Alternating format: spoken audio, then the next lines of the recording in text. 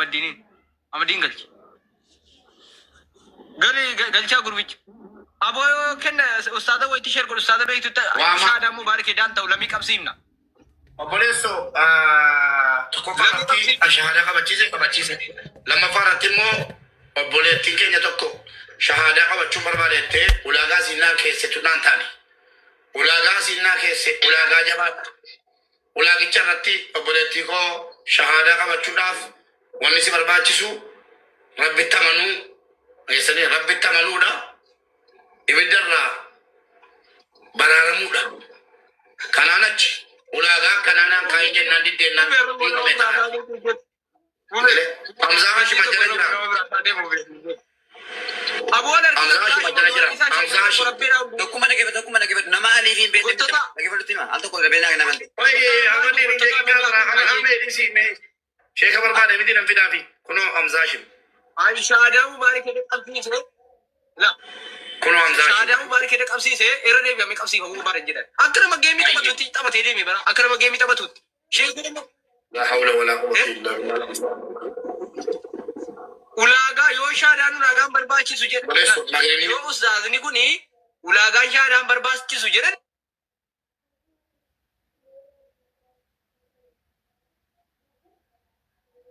hayyeen nan fudhadhan. Salaamu alaikum. Waalaikum salaam warahmatullahi wabarakatuh. Waraabaa na ergaa. Ustaaz Hamzaa Hashim shahadaa qabachiisuu hin danda'u. Wanni ada sun bar AI se dhugaadhuma mubaarak dhugaa shahadaa qabachiifte namaati. Shahadaa qabachiise. Eshi amma karaa gabaabaa hiikaa shahaadataynii naa himtaati. Ashhadu jechuun maal jechuudha? Qababte. Ashhadu jechuun maal jechuudha? Namni waan beeku tokkotti nama waamuu qaba. Hiikaa isaa sirriitti si galee miti. Tokko irra keessi waan kana hubannoodhaan ofii keetti qabattee hawaasa qabsiisuu qabda. Tokko irra namni islaamaa tokko ustaaza hin beeku haa jennu hiika shahadaa hin beeku haa jennu ustaaz Hamzaan saahiba kiyya dhaggeeffadha ustaaz Hamzaan saahiba kiyya namni yeroo saahiba ta'u duniyaa irrattis ni gaafatama aakiraatti illee ni gaafatama hiika shahadaa akkan hin beekne erga beekanii ummata fuulduratti gadi ba'anii nama ustaazaati na xiqqeessuun fiiganii dhufanii makiinaa isaaniitiin mubaarak hiikaa shahadaa meeyini yoon hin beekne hiikaa shahadaa kana jennee barsiisuu moo miidiyaa irratti dhufanii hiikaa shahadaa dubbadhu hin beeku hin baradhus. Bakka carraa kennaa dubbadhu tokkuma carraa kennaa amma sun wallaalaa ta'e carraa kennaa amma subhaanallah. ustaaz Karena bakal ustazonni miidiyaa irratti dhuman jechuudha akka miidiyaa irratti ustazni lama kan jiru ustaaz nargaa dheengada kennaan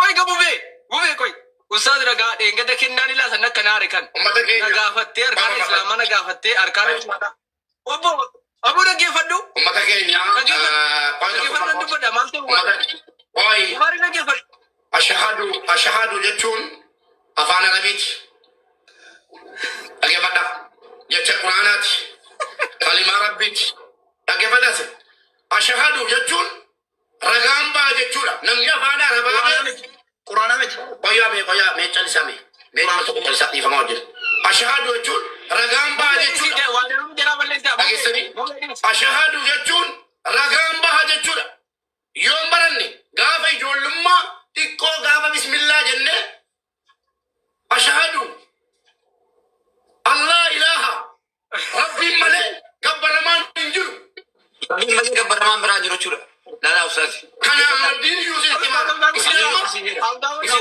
ulamaadha kana jechuun inni wal xiqqeessuudha namoota diina islaam nagarratti qabachuu dhufan xiqqeessuudha kanaaf jazaakallahu khairan ani hin beeku mubaarik al tokko dabalinaa kan mubaarik al tokko dabalinaa kan mube Ahmadin isi Ahmadinati al tokko dabalinaa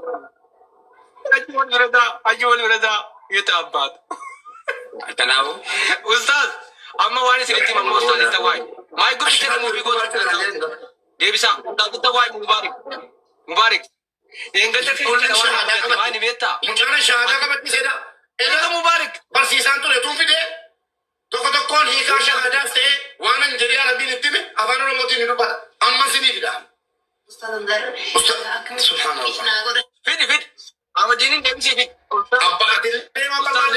waa'ee siitti hima. Jaahila. Atillee waa tokko hin beektu. Ati akka ulfaate jedhamu. Garuu inni beeka jedhamu ishnaa godhanii shahaadaan nama islaama tokkoon. Awwadiin galchee. Shahadaa. Beauty rate to start. Beauty rate to start. Tokkummaa dhaggeeffadhu. Tokkummaa dhaggeeffadhu. Na xiqqeessanii Tokkummaa. Wallahi Rabbiin suraadhaan carraa kenna. Kamiin nageenya innoo nagaan jiru. Rabbiin suraadhaan carraa kenna. Bakka carraa kenna dubbadhaam. Mubarak dubbadhu yaa dubbadhu. Eshi. Haa dubbadhu. Eshi.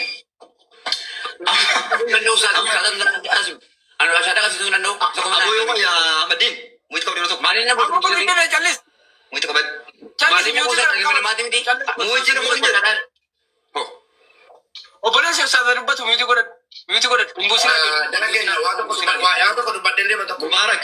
Mubarak hin deemin. Mata keenya amantii islaamaa Mubarak hin deemin. Hin deemin Mubarak. shinaadhaan hin dhumne rasuulli keenya alayhi salaam isaan ergaan kallattiidhaan rabbiin biraatti bu'aa ture iyyuu anatu beeka hin jenne beekaan rabbiin qofa Mubarak baay'ee amantu buutan. dhageessanii anatu beeka hin Baay'ee jenne amantu buutan. utuu nama wallaalaa ta'e an kafareera jechuudha dhageessanii utuu nama wallaalaa ta'e sababii ustaazansaa hadda kafareeraan akkanatti ijoolleen nurkaa kafarti yoo namni hin beekne iyyuu rasuulli rabbii isinii jedhe rasuulli keenya alayhi salaam kan kallattiidhaan rabbiin ergamaa gaditti buusee ergaatti buusee ajajayyuu ana beekan jenne takka waan beektan dabarsaa jedhan rasuulli keenya alayhi salaam jecha tokko yoo ta'an waan dhageessan waan beektan dabarsaa jedhan an kaleessa anumti shahaadaa qabachiisee namni saalfataa deema sidii galee anamma isa viidiyoon shamarranaa madhee gadhiisaa ture hunda dhagaana jala laala lama bicha nambise innis hin ka'u maaliif na wajjin hin deemu jechuudha rabbi naa qajeelchu rabbiin ni maali nunaa kennee jira edaanuu shahaadaa qabachiisuu nan danda'a taanaan manni koo mana shahaadaatti garee shahaadaa jedheen baradhaa nam tokko nan dhabu ulamaan barbaadde gadi baatee warra dubbattes abbaan barbaade warra dubbatte dantaan qabuan rabbii walitti Abbaan bu'ee barbaade jedhi Mubarak hartee waan nu jala abbaan barbaade jedhe ustaanan taate kumma duwwaadha maaliif ganna buusa assalamu alaikum warahmatullahi wabarakatuh warreen kanaa kun shahaadaa qabachuu barbaadan Mubee. warri shahaadaa walitti naaffisa Mubee raffisa. deegni walitti naaffisa waan ta'eefi Mubee taa raffisa. an shahaadaa tan galee dubartii walitti qabee hin caffarsiisu hin dannasiisu karaa rabbii naa wayya shahaadaatti galeera tokkummaani hin beekuu barachuuf isaanin mool galanii annan beeka ati hin beektu ani shahaadaa qabachiisa ati qabachiisini jedhan maali Mubee. ashahadu jechuun inti maali jedhan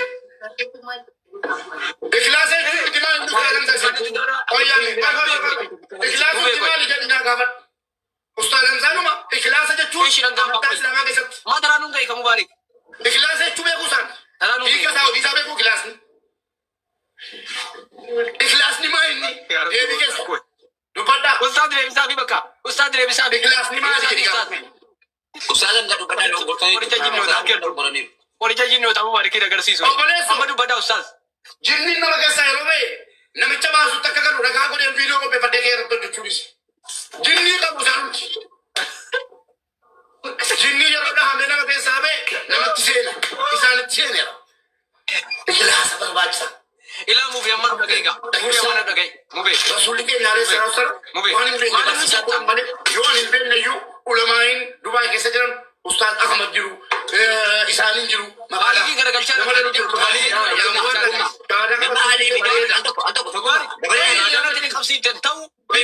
shahaadaa qabachiisuu sirrii ta'e kee kana nama gocha obboleessa keenya rabbi isaa qajeelchu akkas godhi islaama fakkaachuun kee immoo mudawwaraa fi qo'a tokkummaa islaama fakkaachuun kee waan sheekonni na gorsan dubbataara islaama fakkaachuun kee mudawwaraa fi amaamaa qofa ta'in keessoon keessa waa qabaachuu qaba qaray salaata kee jabeeffadhu kana dogoggorte sirreeffadhu jedhama malee gadi ba'amee bakka namni meeqa jirutti mucaanan shahaadaa qabachiise illee xiqqeessaana jalatti mubaarakii walitti qabadha jedhee rabbi dumaa ergaan alaskii namni keenya riskii kan inni beeku foon waya madinan deema ofii namni kan inni beeku foon nyaachuu riskii shiroo nyaachuu biddeen nyaachuu birrii argachuu Mucaa nama aliifiin hin beekne nama kan deemne rakaas yeroo gaarii qabaadha namoonni shahaadaa qabachuu barbaadan Kaalida boonaa galchaati. galchee Dhaggeeffadha. Mubee. Shaadaa Nama adii ustaazonni biyya- shaadaa ta'e qabsiifte mormaa jiru. Shaadaa nama Magaalaa qabsiifte jirii shaadaa qabatu. Nube. Yaa Ahmadi bakka deema ati dubbadhu. Amadi callis. Ahmadi ati dubbadhu deema. Calluma irran jiraatu. Sibum. Wallahi sibum na Amadi. Callis. Sibum na wallahi. Mube amma ustaazni hundi si mormaa jiran shaadaati qabsiifte ta'uu jedhaa jiru. Fili gurbaa shaadaa qabatu. Ayyee Ustaaz Khalidi. Ustaaz Amdaa dubbachiisa omon taa'e. Kun Ustaaz Khalidi. Hin dubbachiisu. Galchaa galchaa. Gaafadhu tokkee kaaleef gaafadhu. Ustaaz Amdaan akkamittiin dubbatu reecarraa qaba bar mube maal taatee dubbatu. Ikhlaasa jechuun hundi maali hin jedhi akka Ustaazaatti. Ikhlaasuun hundi maali? Koi kasi deebisu akkamii si deebisa too. Atooti ittiin hin geessu akkamii si deebisa koi. Atoo argatti qabda. Amma ustaaz. Kaalidin galchaa abaa. Keesseera gaayis. Ustaazan Kaalid keesseera gaayis. mucaa kana anaataa shaadaa qabsiise. Ana Ustaaz Hamzaan na solomanii warreen gaddaa na solomanii dhiifamanii gaafatan kana namuu dhiifamni hin jiru. Warra dhiifamni hin godhamneef keessaa tokko Ustaaz Hamzaadha. Ana nama shahaadaa qabatee rabbii sodaa rabbiitiin waamee dhiisee jiraataa jiru. Ustaaz Hamzaan hin baqqaa turaan jedha fuuldura keessatti waraabbadhaa kanaafan jedhe. Dhageessanii amma namoota ustaaza jedhaman malee nu shabaabni rabbi irraa waadannoo eeggataa jirru hajirii argachuu qabnu jechuudha. Namni dirqama dhageessanii dirqama islaamummaan keenya mallattoo gaaffii keessa gallee jirra. Eenyuun biratti jara kanaa biratti jechuudha. Assalamu alaikum warahmatullahi wabarakatuh. Waalaikum salaam warahmatullahi wabarakatuh. Jirtu akkam dubbachuu hin dandeenya xiqqoosi. Masha Allah tabarakallah. Wanta jechuu barbaade amma yeroo kanatti namoonni nama shahaadaa qabsiisan baay'achuu qabaayyuu. Waalaikum salaam. Yeroo tokkitti adaraa carraanaa kennaa rabbii jedhaati. Mubaarik. Ustaazni kun dubbatu yeroo tokkitti waan isinitti Alli sigaa ustaazni dubbachuu dhabu takka. Kana dubbatan horii ta'a. Xiqqoosii jarana kennaati. Wanti nu barbaachisu wanti nuti ittiin boonnu tokkoon namni dachiirra deemu nama shahaadaa qabsiisuu qaba. Namni muslima tahe ashhadu an laa ilaaha illallah wa ashhadu anna muhammadan rasulullah jedhee itti amanee jiru hundi isaatuuyyuu yoo nama tokko shahaadaa qabsiise wallahi waan nama boonsuudha. Waan islaamni ittiin mataa ol qabatudha. Waan islaamummaan ittiin ol qabuudha jechuun. Maaliif jennaan namni tokko nabi rabbi alayhi salatu wassalaam li'an yahdiya allahu bika rajulan waahidan khayrun laka min humrin na'am jedhan. Rabbiin sababaa kan keetiin nama tokko qajeelchuutu gaala diimaa saddaqachuu irra caalaa jedhan. Gaala diimaa jechuun akka araba biratti horii keessaa horii guddaadha. Horii jabaadha.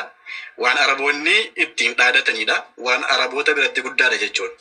Gaala qiimaansaa guddaa kana gatii isaa qaalii kana saddaqachuurra nama tokko qajeelchuutu caalaa jedhan rabbiin biratti. Kanaafuu jennaan inshaallah manni mubaarik mana shahaadaa ta'uu qabaayyuu. Maaliif jennaan namni beekaa wallaalaan qabu namni tokko shahaadaa qabsiisuudhaaf ofii isaatii amanee jennaan. Ustaaz Khalid waan gaafadhu gidduu. Tokkummaa ana wajjin haasa'an jirtu. Ana wajjin haasa'an jirtu. Tokkummaa naasee. Mubaarik maal taate gaaffiin gaafadhaa Ana wajjin haasa'an jirtu. Ustaazaa wajjin ifurta jedhu. Tokkummaa nu islaama Ustaaz Khalid. Ustaaz Khalid yoon dogoggore dhiqqa shahaadaa kan isarratti intali tokkosi kan naa dhufte jirti shahaadaa qabachuu keessaan na gorfadhaa ustaaza kiyya lakkoofsa keessan naa kennaa barakallahu fiikum. Jahannamni kan inni irraa qabatu haafizal quraanii tokkoffaa kan jahannamni irraa ibiddi jahannamaatti qabatu haafizal quraanii irraa eegala. Sana booddee dhagaadha. Beektaa kana mataa maa qabatta. Anatu beeka. Ana malee namni waan beeku jedhee qileesee haafizal quraanii obboleessu. Daawaa sitti godha sumatu daawaa si barbaachisa. Shakla jala ustaaz dubbadha. Okay, shigalatuma. Waan gaafadha ustaaz Khalidin waa gaafadha. Ani ustaaz Hamzaayis ustaaz Khalidin gidduutti waa gaafachuun barbaada jaruma lachuu jechuudha. Jarri lachuu quraanuma rabbii qomaa qaban. Wanta addaa miti. Waanuma tokko qomaa qabu. Hundi keenya iyyuu islaamummaa qabna mitiire. Ustaaz dhagaa jirtu miti. Anillee an nagaan jiran Khalidnaan jedhiyan ustaaz illee miti.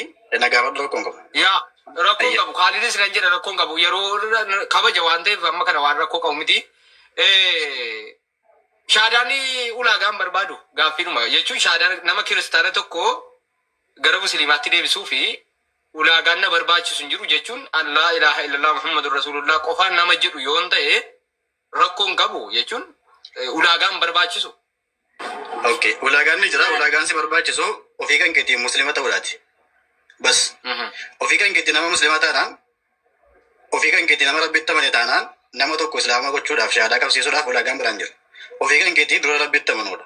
Rabbitti amantee jennaan beekumsa qabattee dhiistee nama tokko shahaadaa qabsiisuun wanti si dhorku tokko illee hin jiru. Abii Bakr Siddiq radiyallahu anhu gaafa amanee jiru achii gabahee sahaabota meeqa shahaadaa qabsiise warruma ashara al-mubashiruna keessaa iyyuu nama 6 jechuudha. Nama 6. Amma amanee dhiheenyuma jechuudha. Wanta akka islaamummaa keessatti namni tokko ofii isaatii amannaan ofii isaatii rabbitti amanee jennaan nama tokko gara islaamummaa fiduudhaaf wanti tokko illee wanti isa dhorku hin jiru. Maaliif jennaan diiniin keenya diinii hundayyuu walqixxeetti ilaaluudha. Namni tokko kan itti rabbiin biratti madaalamu taqwaa qabaachuudha rabbiin biratti jechuudha. Seegalaa namni tokko nama tokko gara islaamaatti fiduudhaaf ofii kan keetiin muslima taanaan shahaadaa qabsiisuu wanti tokko wanti dhorku hin jiru. Tokkummaatti illee shahaadaa qabsiisi. Muhammadatti illee shahaadaa qabsiisi. Hundi keessanuu shahaadaa qabsiisaa warri as jira jirtan maashaallah barakallahu fiikum isinirraa gammanna isinirraa jaallanna rabbiin illee isinirraa jaallata. Nama tokko gara islaamummaatti ibsitanii fi waa islaamummaa kana bareeduma isaa ibsitanii fi miidhagina islaamummaa kana ibsitanii fi nama tokko fedhii isaatiin akka inni gara islaamummaa fidu godhaa hundi keessan maashaallah wallahi ajrii guddaa argattan rabbiin biratti.